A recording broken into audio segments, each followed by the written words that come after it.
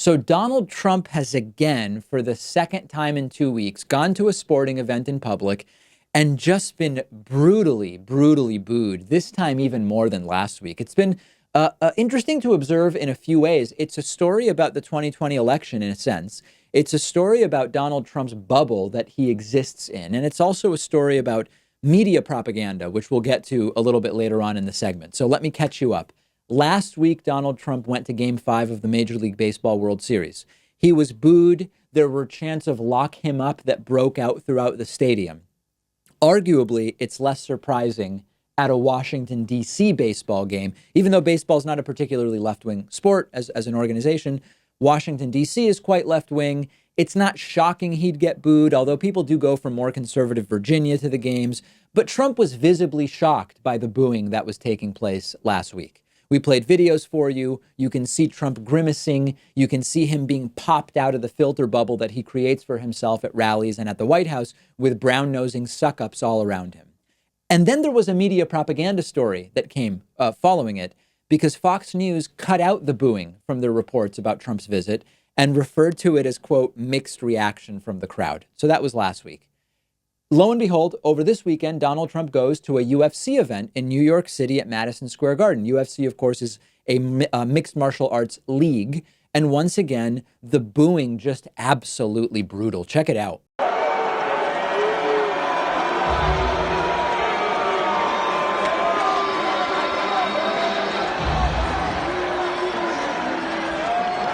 Here's another one of Trump making his grand entrance.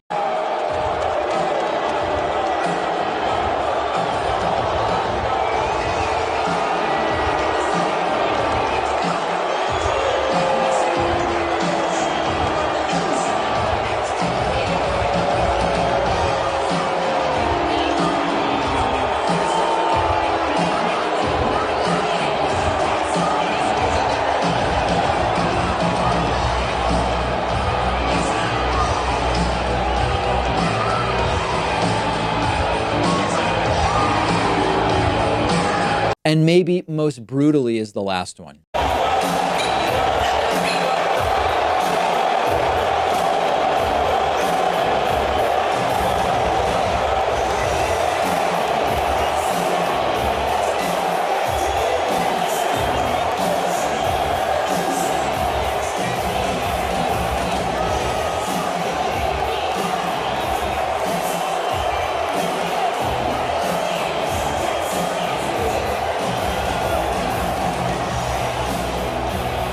Okay, I think you get it. So once again, some references to this as a mixed reaction. And of course, if you put 21,000 people in a stadium, you're going to have some MAGA clowns, but it's a very negative reaction overall to Donald Trump. Now, this is why this is so interesting.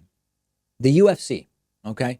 Trump is friends with big Trump supporter and UFC president Dana White. White spoke at the Republican National Convention. He's a big Trumpist. One would expect UFC to be more Donald Trump's crowd. This is not some stereotype that anyone who likes fighting is a Trumpist, but different sports have different crowds. And to some degree, even in New York City, you would expect a somewhat friendlier to Trump crowd to be there at a UFC event. So this could be a signal about 2020. It's definitely a signal about Donald Trump's impeachment, which continues to grow in popularity. But it's also a story about media propaganda, as Fox News insisting once again that people just loved Trump showing up there. Check it out. You know what isn't pretty also? UFC fights. Yeah. Like these guys are fighting to take it all the way down. The president went to Madison Square Garden last night, watched Jorge Masvidal take on Nate Diaz. The fight was actually called after 3 rounds because of the cut for Diaz. But the president got a big reception. You know, the media can say what they want about it, but this is a crowd that loves this is not a PC crowd right here. This is a crowd that appreciates the brawler style of a brawler president who is there in New York City, the belly of the beast, to watch this fight. And there are some media outlets actually saying that they mostly heard boos. This has become so juvenile. If you actually listen to the video and the audio, there clearly were a ton of cheers. So Pete Hedgebath, or I have trouble saying his name, whatever his name is, he's correct in that this is not a PC crowd. And yet they still were mostly disgusted by Donald Trump appearing there. You definitely shouldn't trust the people who 7 days ago edited out the booing at the World Series to tell you if there was booing at the UFC. The videos, I think, tell you everything you need to know. But what Donald Trump really needs to be doing is just go to a NASCAR race. Go to a NASCAR race in, North Carolina or Georgia or something like that.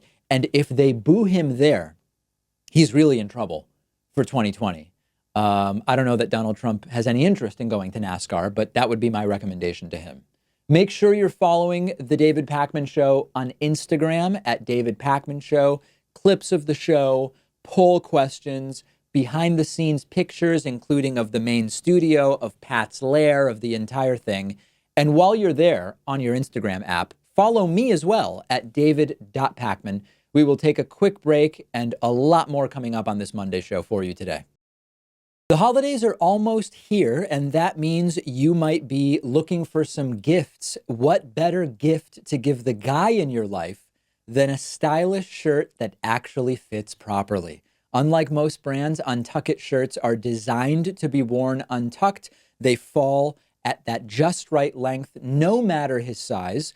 I have had such a great experience with my Untuck It shirts. I frequently wear Untuck It shirts on the show.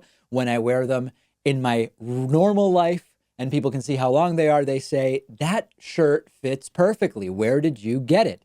There are more than 50 fit combinations. The shirts look great on tall, short, slim, athletic guys of all ages.